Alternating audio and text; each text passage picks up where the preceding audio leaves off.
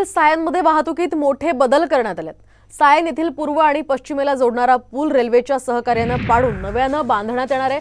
तर हे पाडकाम लवकरच हाती घेण्यात येणार असल्याने या पुलावरील वाहतूक 20 जानेवारीपासून बंद करण्यात येते आणि त्यामुळे मुंबई वाहतूक पोलिसांनी या संदर्भातली माहिती दिली आहे। तर रहदारीचा हा पूल पाडण्यात येणार असल्यामुळे या परिसरात प्रचंड वाहतूक कोंडी होण्याची सुद्धा शक्यता आहे। तर ही कोंडी टाळण्यासाठी पोलिसांनी वाहतूक व्यवस्थेमध्ये बदल केलाय। नागरिकांची गैरसोय टाळण्यासाठी पर्यायी मार्ग सुद्धा देण्यात आलेला आहे। तर याचाच आढावा घेतलाय आमच्या प्रतिनिधी रुपाली बडवे यांनी। सायनच्या पूर्व आणि पश्चिमेला जोडणारा हा जो पूल आहे, ज्या पुलावरती सध्या मी उभी आहे, त्या पुलावरती लवकरच हातोडा पडणार आहे आणि आपण पाहत आहोत की ह्या ब्रिजवरती सध्या खरं तर मोठ्या संख्येने रहदारी आहे, गाड्यांची ये-जा असते।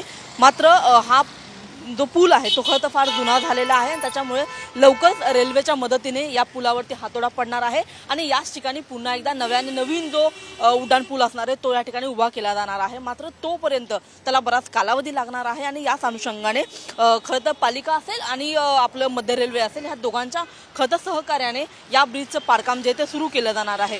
येत्या 20 जानेवारीपासून म्हणजेच अवघ्या 2 दिवसानंतर या ज्या पुलावरची जी काही वाहतूक आहे ती पूर्णपणे थांबवली जाणार आहे आणि त्याच्यामुळे या संपूर्ण भागामध्ये मोठी वाहतूक कोंडी होईल अशी सुद्धा एक दाट शक्यता जी ती व्यक्त केली जात आहे। या मार्गावरून खरं तर अनेक आपण पाहतो की पूर्व आणि पश्चिमेला जोडणारा हा महत्त्वाचा पूल असल्यामुळे या दोन्ही भागाकडून जी येणारी वाहतूक आहे त्याला आता अन्य मार्गांवरती वळवण्यात आलेला आहे। अन्य खरं तर काही ठिकाणी पार्किंगची सुद्धा एक मोठी समस्या या ब्रिज तोडण्यामुळे खरं तर निर्माण होऊ शकते। मात्र त्यावर सुद्धा आता पालिका आणि रेल्वेकडून त्याचं नियोजन सध्या चालू असल्याचं पाहायला मिळत आहे। कॅमेरामन राकेश सह मी रुपाली बडवे, साम टीव्ही, मुंबई।